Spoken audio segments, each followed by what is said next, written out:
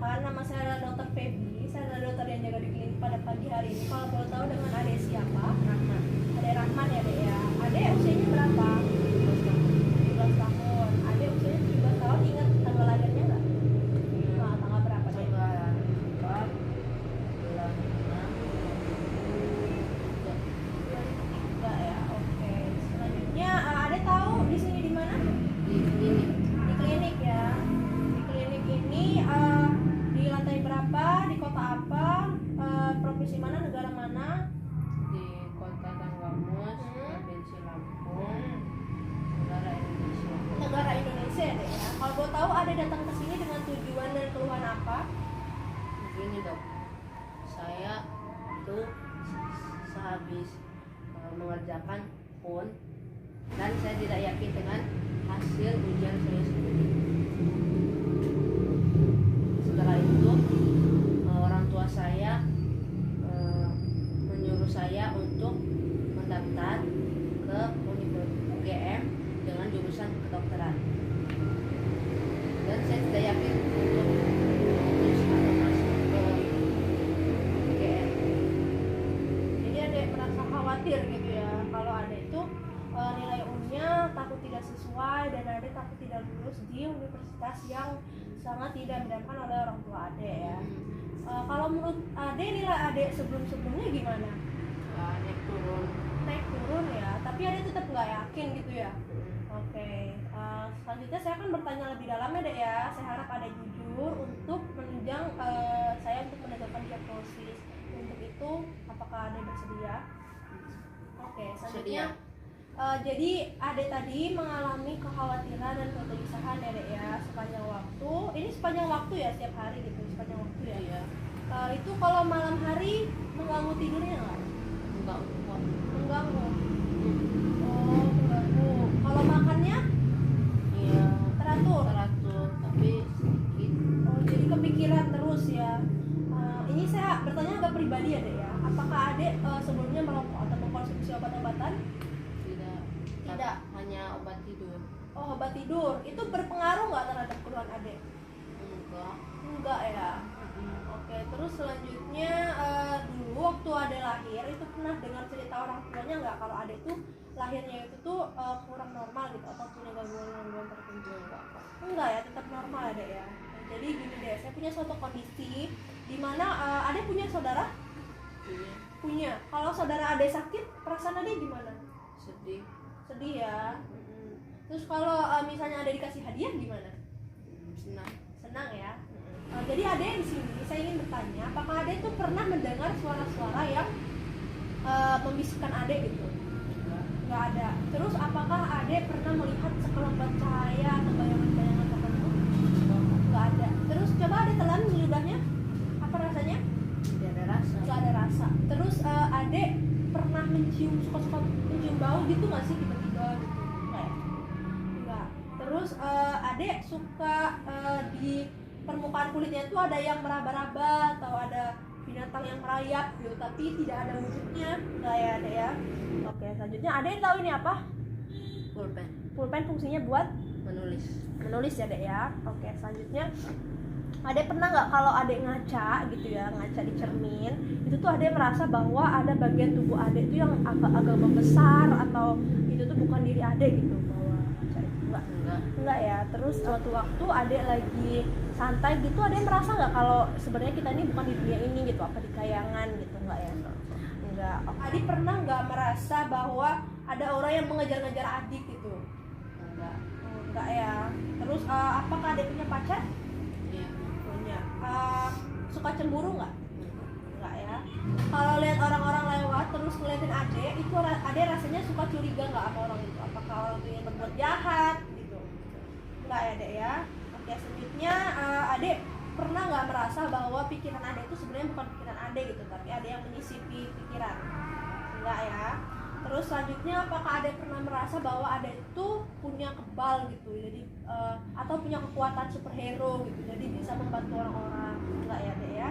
Terus apakah adek merasa bahwa penampilan adek itu tuh sangat nyentrik gitu, maksudnya sangat seperti supermodel gitu, membuat semua orang tertarik, atau adek merasa minder? Enggak ya dek ya. Oke, selanjutnya di sini saya punya angka deh. Jadi angkanya itu tuh adalah 161781. Ada inget-inget ya? Angkanya berapa tadi? 161781. 161781 ya dek ya. Nah di sini jam berapa ya dek ya? Jam 7. Jam 7. Terus tanggal berapa, bulan apa, tahun apa? Tanggal 16 bulan April 2020. Musim apa? Musim kemarau. Musim kemarau. Ingat gak dengan nama saya tadi? Dr. Febri ya. Oke, selanjutnya waktu SD itu adik pernah dapat juara kelas nggak? Pernah ya deh ya. Terus minggu kemarin olahraga nggak? Olahraga. Kemarin adik sarapan dengan apa? Dengan tempe. Dengan tempe ya. Coba diingat lagi berapa angka yang saya sebutkan tadi? 161781. Iya benar ya. 161781. Tadi pagi adik sarapan dengan apa kalau boleh tahu? Tempe. Tempe ya. Sekarang kita berhitung ya. 100 dikurang 7 berapa? 93. 93 kurang 7 lagi 86. 86 kurang 7 lagi 79. 79. Oke, selanjutnya kemarin tuh hari Sabtu dek. Jadi besok hari apa? Senin. Senin ya. Nah di sini saya punya tulisan di sini. Coba dibaca. Saya duduk di kursi. Saya duduk di kursi ya. Sekarang coba tulis.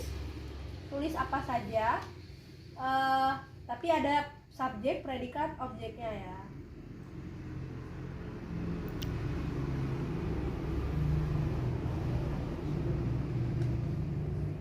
Coba dibaca. Saya makan nasi.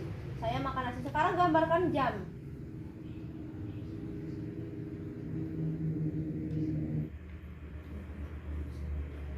Sorry ya. Ya bagus ya deh ya. Oke, selanjutnya ada tahu nggak persamaan bus sama mobil?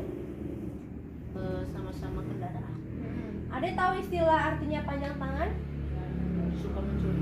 Suka mencuri ya deh ya. Oke, selanjutnya kemarin tuh kan ada berita yang hits ya, yang baru-baru ini hits. Itu berita apa deh? Coronavirus atau COVID-19. Coronavirus ya dek ya. Itu lagi marak banget memang ya. Adek kalau di rumah itu masih suka disuapin atau masih suka dimandiin gitu nggak ya? Udah mandi sendiri, makan sendiri, terus ganti baju sendiri ya dek ya.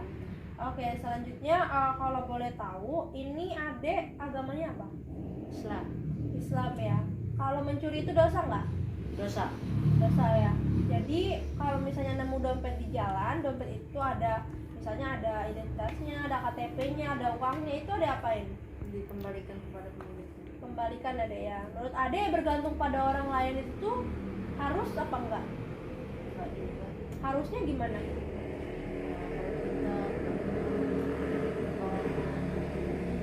Selebihnya kita bergantung pada diri sendiri ya deh ya. Oke, selanjutnya tadi saya catat dulu ya hasil pemeriksaannya. Oke, ini Ade secara sadar datang ke sini dengan tujuan ingin berobat ya. Udah tahu kan keluhannya kenapa dan sadar bahwa ada gangguan dan itu tanpa diketahui oleh orang tuanya ya.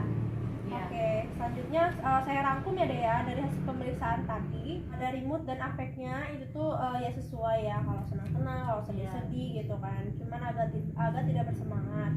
Terus dari kita bicara dari awal sampai akhir itu koheren ya, sesuai apa yang ditanya dan apa yang dijawab itu sesuai.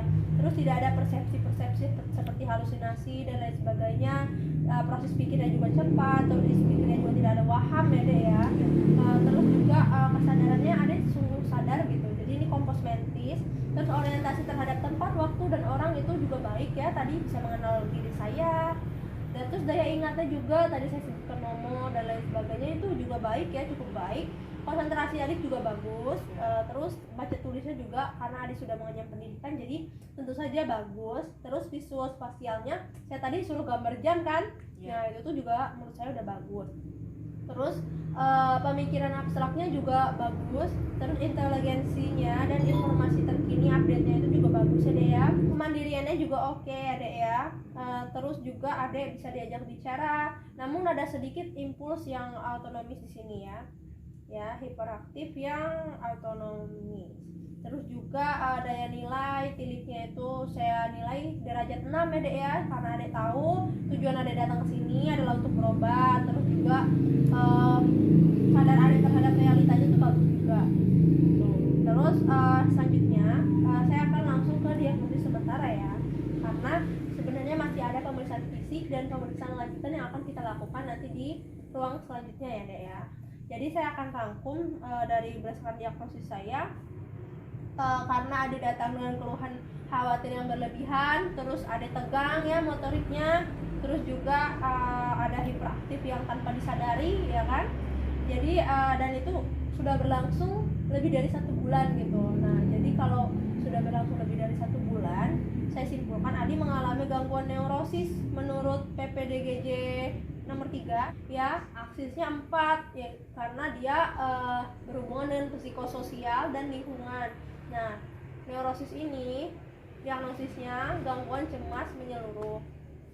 Jadi Ade sudah tahu kan penyakitnya apa, yaitu gangguan cemas menyeluruh. Nanti kita akan lanjutkan pemeriksaan seperti pemeriksaan fisik dan penunjang di ruangan sebelah. Namun saya harap Ade bisa kooperatif ya Dek ya, bisa diajak bekerja sama untuk menyukseskan terapi kita ya. Semoga lekas sembuh dan tolong ikuti instruksi dengan baik. Terima kasih.